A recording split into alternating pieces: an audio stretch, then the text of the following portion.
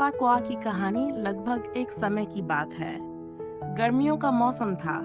सूरज आसमान में तेज चमक रहा था और चारों तरफ बहुत गर्मी पड़ रही थी। पेड़ पौधे सूखने लगे थे और नदियों तथा तालाबों का पानी भी कम हो गया था। उसी जंगल में एक कौआ रहता था। एक दिन उसे बहुत तेज प्यास लगी। कौआ पानी की तलाश में इधर-उधर उड़ने लगा। वह एक पेड़ से दूसरे पेड़ पर जाता, कभी खेतों के ऊपर से उड़ता तो कभी गांव के पास जाकर देखता, लेकिन उसे कहीं भी पानी नहीं मिला। गर्मी के कारण उसकी हालत खराब होने लगी। उसकी चोंच सूख गई थी और वह बहुत थक गया था। कौआ सोचने लगा, अगर मुझे जल्दी पानी नहीं मिला तो मैं प्यास से मर जाऊंगा। फिर भी उसने हिम्मत नहीं हारी और पानी की तलाश जारी रखी। कुछ देर बाद उड़ते उड़ते उसे एक छोटे से घर के आंगन में एक घड़ा दिखाई दिया। घड़े को देखकर कौए की उम्मीद जाग उठी। वह तुरंत नीचे उतरा और घड़े के पास जाकर झांक कर देखा। घड़े में थोड़ा सा पानी था, लेकिन समस्या ये थी कि पानी घड़े के बहुत नीचे था।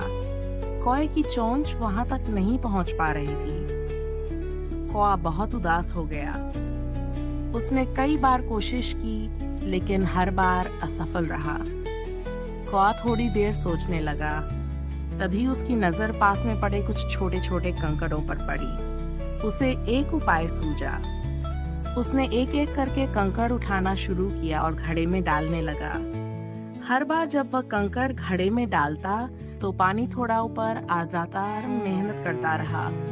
वह बार बार उड़कर कंकड़ लाता और घड़े में डाल देता। धीरे धीरे घड़े का पानी ऊपर आने लगा। कुछ समय बाद पानी इतना ऊपर आ गया कि कौआ अपनी चोंच आसानी से उसमें डाल सकता था। कौए ने खुशी ठंडा पानी पीकर उसकी प्यास बुझ गई और उसे बहुत राहत मिली। कौआ बहुत खुश हुआ कि उसने हार नहीं मानी और अपनी समझदारी से समस्या का हल लिया।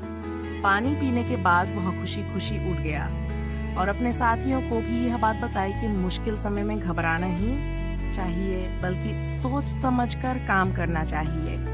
कहानी से शिक्षा। इस कहानी से हमें ये शिक्षा मिलती है कि बुद्धि और धैर्य से हर समस्या का समाधान निकाला जा सकता है। अगर हम हिम्मत नहीं हारते और समझदारी से काम लेते हैं, तो बड़ी से बड़ी मुश्किल भी आसान हो जाती है।